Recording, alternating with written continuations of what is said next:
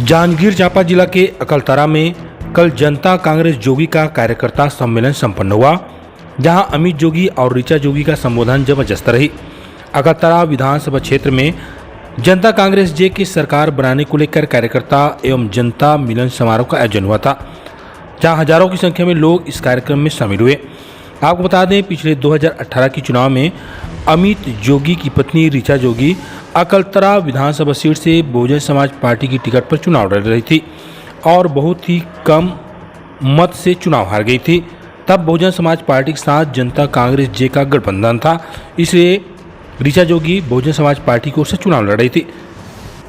इस बार जोगी कांग्रेस स्वतंत्र रूप से पूरे 90 विधानसभा सीटों पर चुनाव लड़ने के लिए तैयारी कर रही है। अमित जोगी ने संबोधित करते हुए शपथ पत्र के साथ साथ 10 वादे गिनाए। उन्होंने कहा, यदि प्रदेश में जोगी कांग्रेस जे की सरकार बनती है तो किसानों के धान को प्रति क्विंटल 4,000 रुपये की दर से खरीदी की जाएगी। वृद्धजनों को 4,500 रुपये हर माह पेंशन दिया जाएगा। अनियमित कर्मचारियों को नियमित किया जाएगा। बेरोजगारों को 3,500 रुपये प्रति माह बेरोजगारी पेंशन मिलेगी। प्रदेश से गरीबी पूरी तरह से खत्म कर दी जाएगी।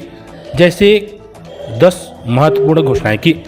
अन्य पार्टियों की तरह अभी अमित जोगी ने भी अपने प्रत्याशियों का नाम का खुलासा नहीं किया है।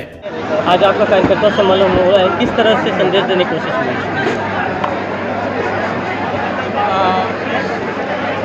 आज भी आपने देखा लगातार किस प्रकार से, मुझे तो बिल्कुल यकीन नहीं।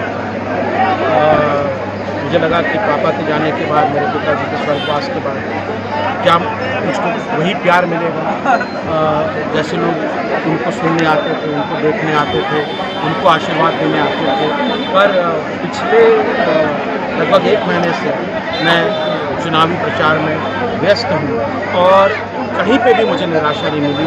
जितना प्यार लोग मेरे पिताजी को, पापा को करते थे, उससे उतना ही, अब मैं बोलूँगा उससे कहीं ज़्यादा प्यार वो उनके बेटे को कर रहे हैं। और जो लोग ये सोचते थे कि जोगी जी की पार्टी अनाथ हो गई है, ख़त्म हो चुकी है, उनका भ्रम छत्तीसगढ़ की जो जनता है वो धीरे धीरे दूर कर रही है और चुनाव तक पूरी तरह दूर कर देगी।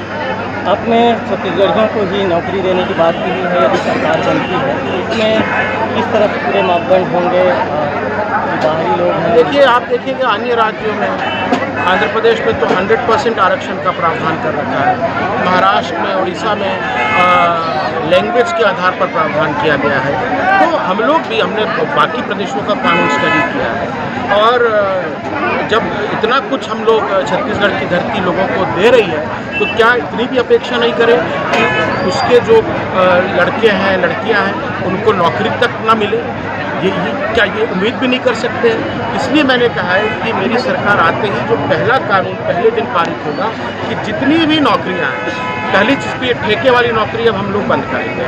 जितनी भी नौकरियां नियमित रहेंगी, चाहे वो सरकारी में रहे, चाहे वो प्राइवेट में रहे, और उसमें वही कंपनी काम कर सकती है छत्तीसगढ़ में जो 95% यहाँ के स्थानीय लोगों को रोजगार दे। 5% ठीक है, आप कहीं से। क्या आज माना जाए कि आज के बाद ऋचा जोगी जी अकलतरा विधानसभा के प्रत्याशी हैं? प्रत्याशी कौन रहेगा ये तो मैं भी नहीं जानता, क्योंकि हमारा आला कमान जो है वो दिल्ली में नहीं बैठा है, कि दिल्ली में कोई या लखनऊ में नहीं बैठा है। ये लिस्ट जो है अकलतरा की, जो प्रत्याशी की सूची है, वो अकलतरा वाली तो तय करेंगे। उन्हें ऋचा जोगी चाहिए या कोई और चाहिए, या वो यहाँ के लोग, यहाँ के कार्यकर्ता तय करेंगे। और इसलिए आज सम्मेलन रखा गया जिसमें सबने अपनी अपनी बातें रखी। आपने सीएम को कहा है कि वो घोषणा करते हैं, भूल जाते हैं, और 36 घोषणाएं करी थी उन्होंने। जन घोषणा पत्र जो जोगी जी का शपथ पत्र था 2018 में आया था, उसी को फोटोकॉपी करके इन्होंने उसका टाइटल बदल दिया, जन घोषणा पत्र लिख दिया। पर केवल नकल करने से बात नहीं बनती ना, नकल करने में भी अकल की जरूरत होती है। और इनको तो गजनी के आमिर खान वाली बीमारी हो गई है। घोषणा करते हैं और 15 मिनट बाद पूछो तो भूल जाते हैं। 36 में केवल एक बात 2500 रुपया धान लेने की पूरी की है, बाकी सारी बातें से मुकर गए। शराबबंदी का बोला था, गंगा जल की कसम खा के शराबबंदी का बोला था, पूरे प्रदेश को शराब मंडी बना दिया। और अब उनके मंत्री कहते हैं, वो सरकार कहती कि यहाँ तो संभव ही नहीं है। तो ये रमन सिंह 15 साल में चाउर वाले बाबा से दारू वाले बाबा बने, भूपेश बघेल तो 5 साल में दारू वाले कका बन गए। हर जगह भ्रष्टाचार, रेत में भ्रष्टाचार, कोयले में भ्रष्टाचार, लोहे में भ्रष्टाचार, दारू में भ्रष्टाचार, नौकरी में भ्रष्टाचार।